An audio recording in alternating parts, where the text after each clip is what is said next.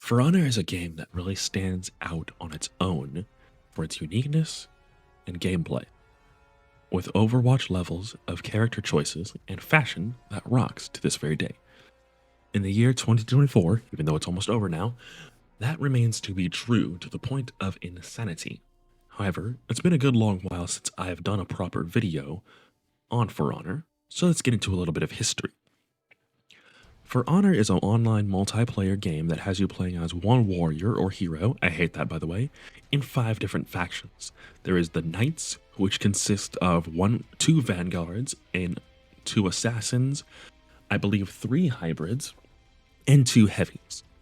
And each of these are different distinctions and play styles that make them unique, with the vanguards being the more leader of the faction, and typically the simplest character or characters in the case of the Knights here to be used in game. There is the Vikings, which consist of one vanguard, I believe 2 assassins, 3 heavies, and 2 hybrids, with one of them being probably one of the more technical of the entire roster in Highlander. There is the Samurai with 3 heavies, 3 hybrids, 2 assassins, and 1 vanguard in Kensei. And these guys are my personal favorites. Honestly, I have 3 characters in the Samurai faction that I enjoy, 3 in the Knights, and I will say 3 in the Vikings as well. There is also the Wu Lin, which consists of 1 vanguard, 2 hybrids, 1 assassin, and 1 heavy. And there is the newest faction, which is the Outlanders, which consist of all hybrids, for some reason. Now, across the game, you can fight 1 person, you can fight 2 people, or 4 in many game modes that are all over that permeate this entire thing. I'm not going to get into all the different ones, but hey, cool. There's even an arcade mode with multiple either debuffs or buffs that you can get during gameplay against AI. Now, what is the point of this game? Honestly, it's hard to say. Live service games are pretty hard to pinpoint as far as story is concerned. Thankfully, there have been 2 videos telling the current story of the game. All the same, For Honor is a game that stands out on its own. There's nothing exactly like it. Now, the combat form, I believe it's called the Art of Battle system, in which you log onto a target and fight them that way. There's the top guard, which has attacks coming from the top direction, the left guard, and the right guard, which have, attacks coming from that direction. And it is very, very interesting in that regard. In Dominion, one of the 4v4 game modes and most played, the Art of Battle system allows you to switch targets and swing at multiple people if your character has the moves for it. So take, say, Zanhu, one of the hybrids of the Wu Lin faction. They have some attacks that would allow them to hit multiple opponents with relative ease due to the length of their sword. Now, if you are watching this video, you probably know the ins and outs of For Honor by now. I don't need to get into it further, but For Honor in 2024 is actually in pretty good shape. We are still getting new warriors. The Outlanders were something to behold, that's for sure. Each one tying into a new aspect of the game, adding it as in a new mechanic. With Medjay, it was being able to rapidly switch between staff mode and axe mode, which he splits his weapon in half. There is the Pirate, which has a gun, the Aphira, which has chase maneuvers, and then Ocelotl. Well, it's Ocelotl. Ocelotl. If you want to pronounce it correctly, I don't know if I do and spelled it right, but did it right. But a new Viking and Samurai Warrior have joined the cast, and Varangian Guard and Sohei. And I must say, I like where For Honor is going overall. I do like the fact that warriors of old and new are getting attention in the form of quality of life changes and even reworks in some cases. Take Jormungandr, one of the Viking heavies, who previously was a stamina bully, but is better balanced in overall even more fun to play with the rework that came in for her. And if you're not playing Yhorm, I highly recommend, because holy cow, a lot of fun. A lot of fun. And while I don't always agree with the model of introducing a character busted and then nerfing them later, I can agree with the current idea of adding small changes to help the warrior in question along.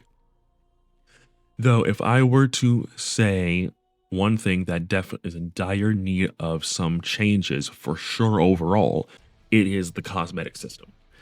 It is still in dire need of a TLC or some quality of life changes. Look at me using Ark Survival Evolved / Ark Survival Ascended terms in For Honor video. Yes, I'm aware it can be used in other places. Bite me.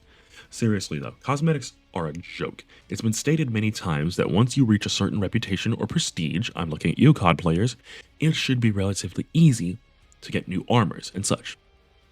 That is a load of crap, as I am 70 reputation or prestige, 75 with 5 warriors and still struggle to get new armors. You're probably seeing the footage on screen right now as they come out. At 10 plus reputation, or again prestige, it should be easy to get new stuff. But no, I would say it's even harder. Now, how do we fix this? A simple tweak or so here. I have one idea. I have several ideas, but one of them I actually really like. Now, a season or two ago, there was a new character that was reintroduced recently, Ilma the Blacksmith. She came along during one of the seasons during the Resistance when Warmonger showed up. If you want to know more about Warmonger and whatnot, check out this video. And here's the deal. If there was a new system or a new menu that allows you to purchase armor pieces or whole sets with steel or salvage, I'm going to mention salvage here again in a second, it would be very good. Basically, you commission Ilma to make an armor set or piece for you.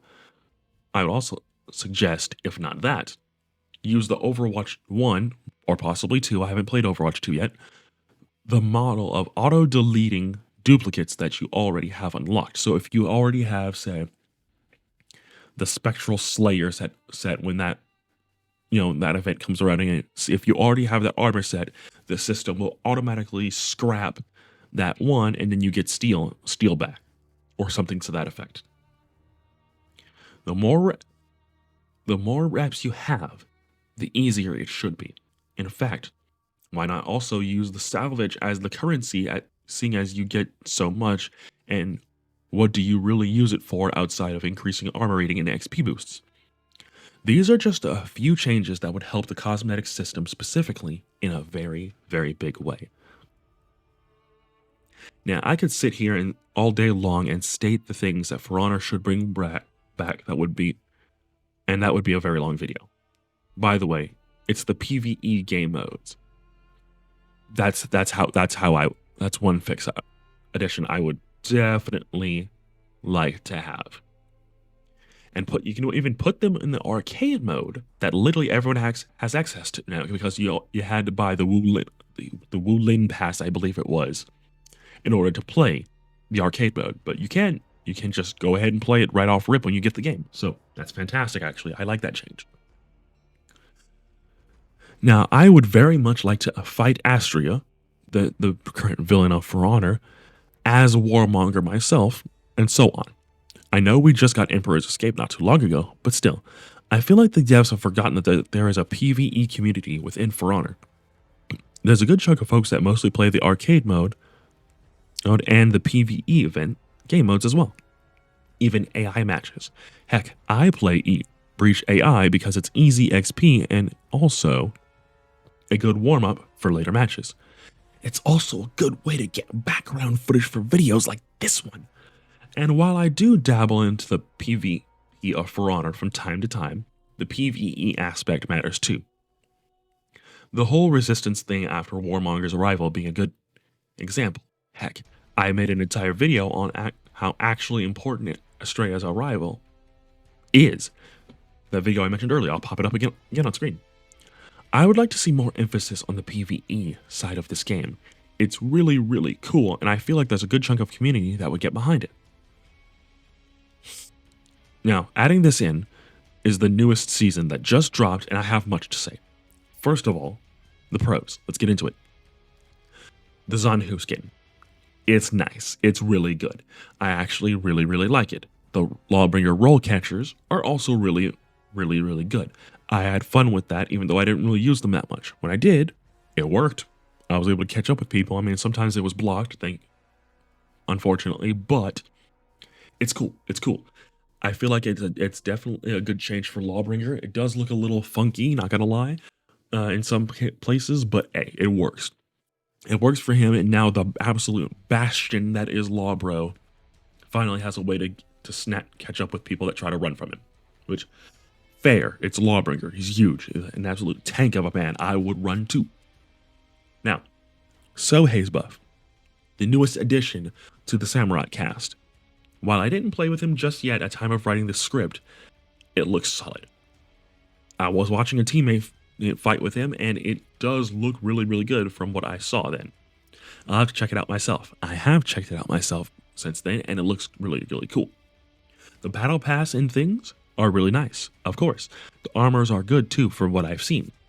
Now for the cons. Now, if you know me, you know that Hitsukiri is one of my favorite characters. So, the number one con I have with this patch, actually, honestly, the only con I have with this patch, is Hito's nerf. Now, as you guys probably know, Hitsukiri is a character I genuinely enjoy, and I have said before that she is the perfect character to introduce players to the heavy class in For Honor. I'm not so sure about that second part anymore. As of this new patch, she has less health now, at 125 down from 140.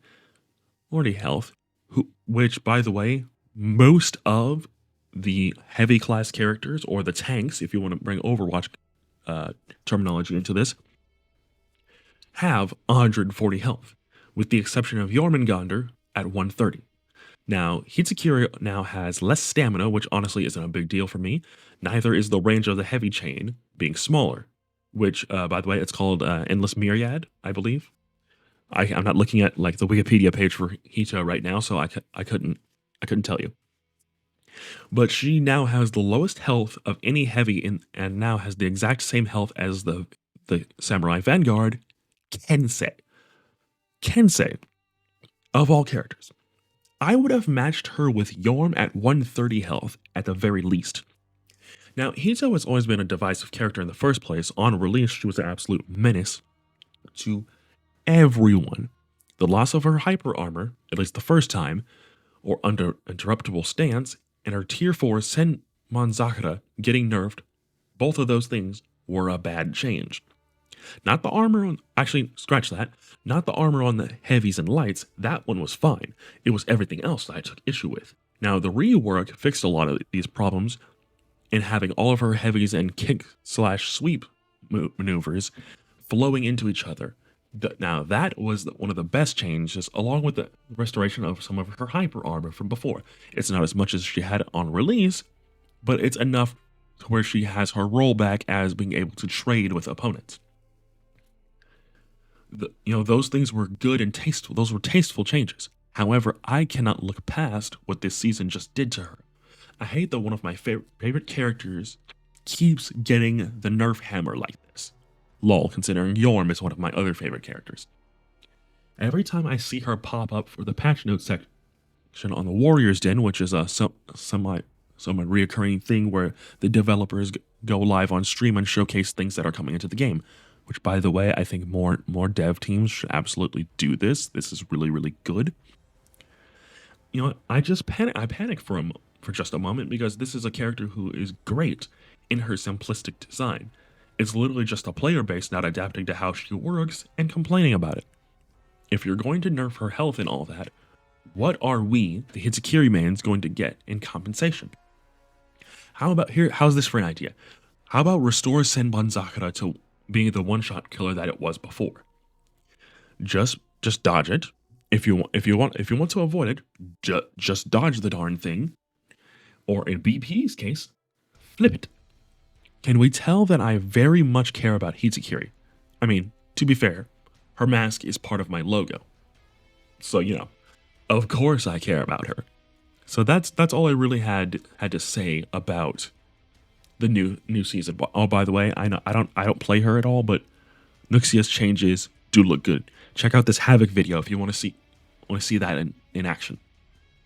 But yeah, as far as like fixing the game overall, PvE focused seasons, more events, better cosmetic systems, and so much more would breathe new life into this game. That already has been around, by the way, for a very long time. I don't recall exactly what year this thing came out. I'll pop it up on screen. But what are some things that you would like to see added and or removed from For Honor? I'm curious what you all think. Let me know in the comment section below, and thank you all so much for watching, and I will see you all next time. Peace.